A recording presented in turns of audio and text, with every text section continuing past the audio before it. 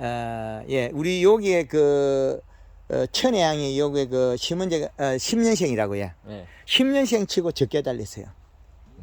아니 많이 따버렸어요 원래는. 그리고 얘들이 힘이 없었기 때문에 딴 거고. 네. 우리 농가에서는 얘들을 놀리려고 딴 게 아니고 힘이 없어서 딴 거다. 그리고 이 가지가 보면 삐쭈가 힘이 없거든요. 이 저 건너편에 요 가지가. 그럼 요런 가지들은 보면 가리 가다해서 힘이 빠지고 있다는 거죠. 그리고 얘 봄순들이 쭉 못 뻗어나오고 이게 한 뼘 정도 뻗어야 되는데 봄순이 요게 그 5cm, 7cm 요래 뻗어가 오목오목하게 된 거는 힘이 없다는 거예요. 짧아요. 예, 그렇죠.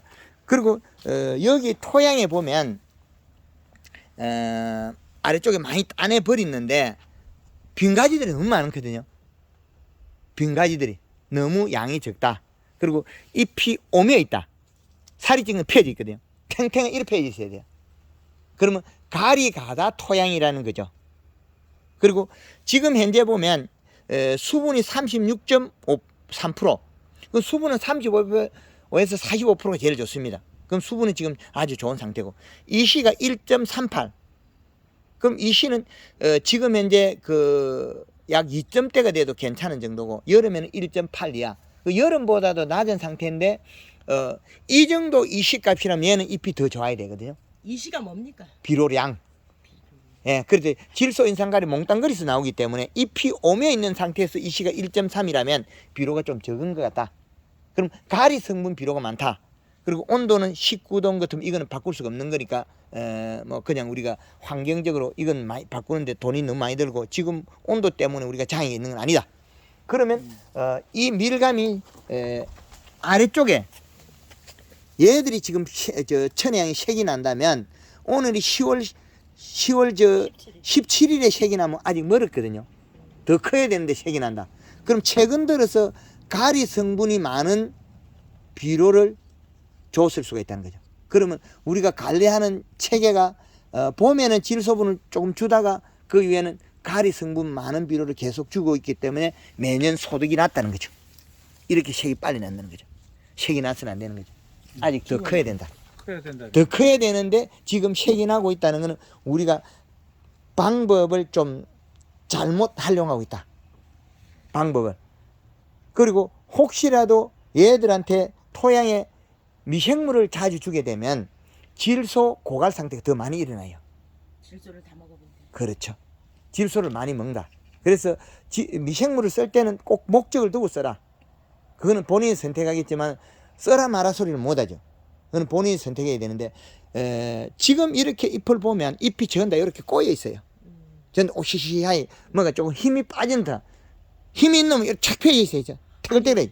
물이 부족한 거 아닙니까? 우리 수분은 참 좋다 그래 나왔잖아요. 참 좋다. 예, 수분은 35%니까. 그런데 보였다. 예, 물이 부족한 게 아니고 질소가 부족해서 이렇게 펴지를 못해요. 오물이 있다. 전다 전체가 펴진 놈이 없죠. 얘기. 예. 전다 나온 이파리가 나올 때만 펴지다가 전다 다 오물이 있어요. 새순이고 뭐 묵은 순이고. 그러면 힘이 없는 나무를 키우기 때문에 우리는 해마다 일은 열심히 하는데 단위 면적당 소득이 낮다는 거죠. 맞아요. 맨날 다 따내버리고 있어요. 저쪽에 백신천 집 아까 안돼 그랬죠. 그 집에 한번 가보세요. 그 집에도 어릴 때 3년 생에서 닭똥을 한번 주가지고 짜버리진 나면 아직도 안 커요. 3년이 지내도. 그래갖고 그 집에 3년 동안 뭐만 주는 요소만 주고 있거든요. 이제 펴졌어요. 그래, 그 좋은 나무는 지금 엄청 열고 있어요. 쬐깨면 짜버리진 나무는 3년이 지내도 안 펴져요. 가리 가다 대병 안 풀려요. 그래서 이거 어떤 거면 되고? 그래서 이거는 우리 아드님 계시니까 토양 분석해라. 토양 분석. 토양 분석을 해라. 토양은 어떻게 떠야 되느냐. 우리 여기 퇴비 비료 주는 자리 여기를 직각으로 딱 잘라내고 위에 그 약간 거부지기만 검어내고 그 다음에 잘라낸 자리에서 두부처럼 딱 잘라라. 그리고 여러 군데 섞어가면 안 된다. 좋은 자리 나쁜 자리 나누어 가지고 세 군데 정도로 나누고 가져가라. 따로따로. 그래가지고 분석해라. 그래 그 데이터를 가지고 저하고 같이 사진 찍어 의논하면 비료량을 적정 양에 줘야 된다. 가리 가다 됐거나 닭똥을 줬거나 잘 노릇노릇한 잎이 많은 농가들은 요소만 주고 있거든요. 저쪽에 저 강 회장님 댁에 지금 올해 몇 포를 줬냐면 1000평에 요소를 60포 정도 줬어요. 1000평에 60. 100평에 6포. 100평에 6포. 예. 저 제주도의 그 문혜님 댁의 그 키위는 3000평에 요소 약 400포. 그러니까 100평에 13포가 있었거든요. 근데 키위가 더 좋아지거든요. 그 퇴비를 복합비를 안 쓰는 거 경영비가 더 적게 들어요. 요소만 주니까. 요소만 주니까요. 그렇죠. 21포. 그렇죠. 그리고 작년에도 그 키위밭에 요소를 100평당 10포씩 줬거든요. 3000평에 300포.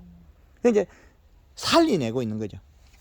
그래가지고 인상 가리 성분이 떨어지면 그 다음에 이제 가리 성분이 제일 작은 우분을 준다든지 그렇게 해서 그 토양에 인상 가리 가다돼 버리면 근데 질소분은 없어져요.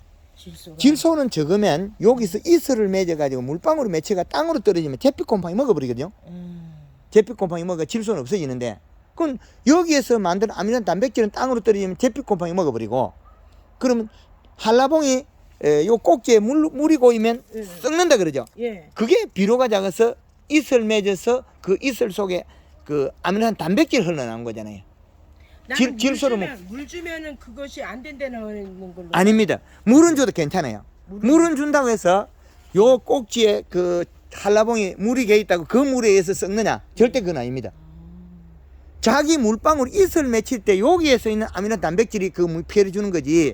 그 우리가 그 지금 그 맹물을 뿌린다고 한라봉이 절대 썩지 않는다. 예. 맹물 뿌리 가지고 썩는 게 아니고 비료를 적게 주면 이슬을 맺어가 이슬 속에서 여기 자기가 물방울 내놔요.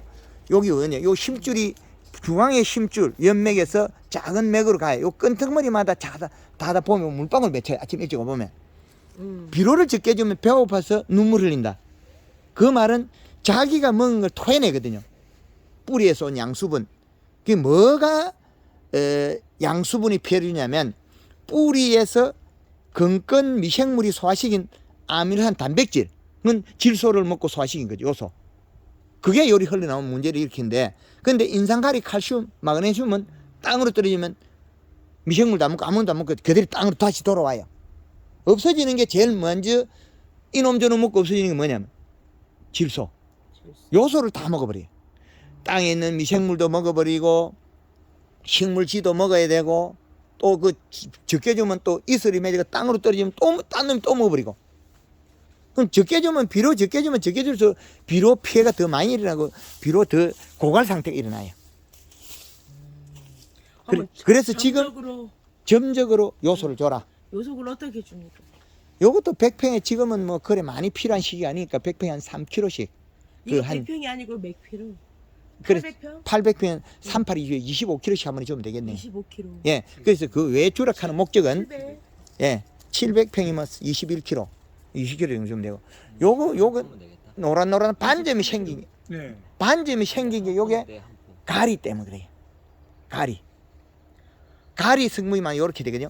그래서 얘가 지금 잎이 살이 쪄서 요렇게 펴주면 얘네들이 무게도 많이 나고 훨씬 커요. 여기 요래 있기 때문에 여기 가벼워요. 근데 오므라져갖고. 그렇죠. 여기 오므라지는 게 영양이 부실해서 가벼워지는데 근데 그렇게 힘이 없어 보이는 게 다 따내버렸거든요. 요것도요. 다 따내버리는 게 전부 다 따내버리는 거지. 따내버리는데 임금이 되게 들었거든. 근데 얘도 지금 그 설탕 친 게 약간 짠득거리거든요. 짠득거려. 예, 요것도 저 안개 분사를 해가지고 좀 씻어내세요. 그런 다음에 안개 분사해 난 다음에 또 어떻게 하는 거? 안 해도 됩니다. 그래가지고 해보자고요. 안개 분사를 해가지고 흠뻑 해가지고 예. 요거 몇 시간 하면 이거 안에 가득 그 물이 줄 합니까? 1시간 반. 1시간 반이야. 2시간 정도면 뭐 쓱 내려와요. 예, 예. 풍부해. 2시간 하면은 풍부하대. 그래 한번 하고 초저녁에 한번 하고 저 또 밤에 한번 하고 새벽에 한번 하고 하루에 한 3번씩 해가지고 한 또 하루나 한 이틀이나 있다가 다시 한번 하고 3일은 있다가 그래가지고 저 한라봉은 똑같이 해. 똑같이. 예. 안개 분사를 우리가 이거 씻거나 그럼 임금이 들고 안 되니까 저놈을 가 씻거자. 그런데 한 3일에서 3일 정도 터울을 주라. 그래야만이 자기가 회복을 한다. 계속 물로 뿌리면 이게 살이 쏙 빠져버리거든요. 물로 뿌리면 힘이 쑥 빠져버려요. 영양이 많이 이동하기 때문에 그래요. 맞아. 예. 그러면 요소는 언제 뿌립니까? 요소는 언제든지 최대한 빨리 줘라.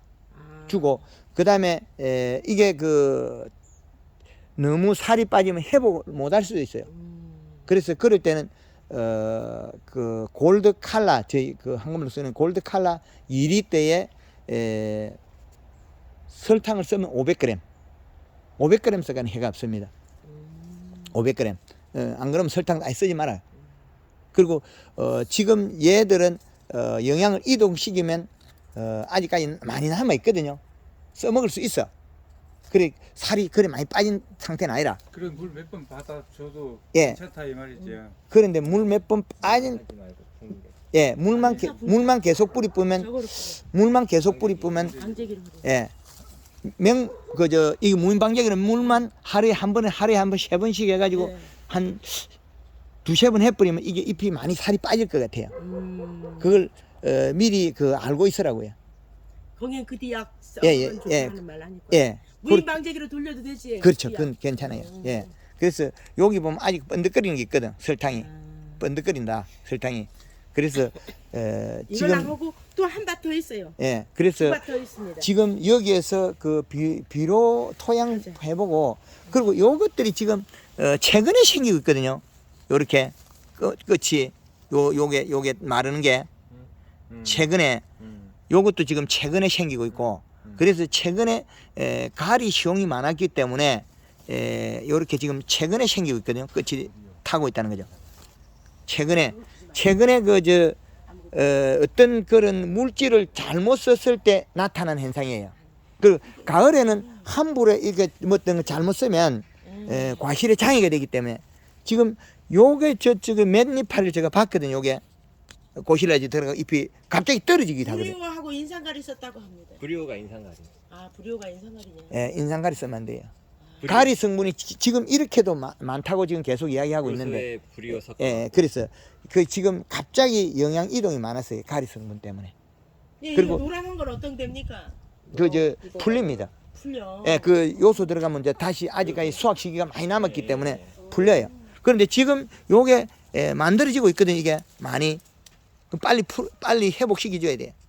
요게 지금 요렇게 갑자기 떨어지기다가 새파란 거. 예. 그러면 지금 요게 진행되고 있다는 거죠. 이 열매가 안 여는 가지에도 이렇거든요. 이파리가. 그러면 진행이 가리 성분이 너무 많아가 영양 이동이 빨라서 그렇다. 얘가 영양이. 그래서 골드 칼라 2리터를 살포해줘야 되겠다. 쓰면 설탕은 500g 정도. 안 그죠? 써도 되고. 안 써도 되고. 설탕 쓰지 말게 겁나 못 써. 아닙니다. 그 작게 쓰는 건 아무 관계 없어요.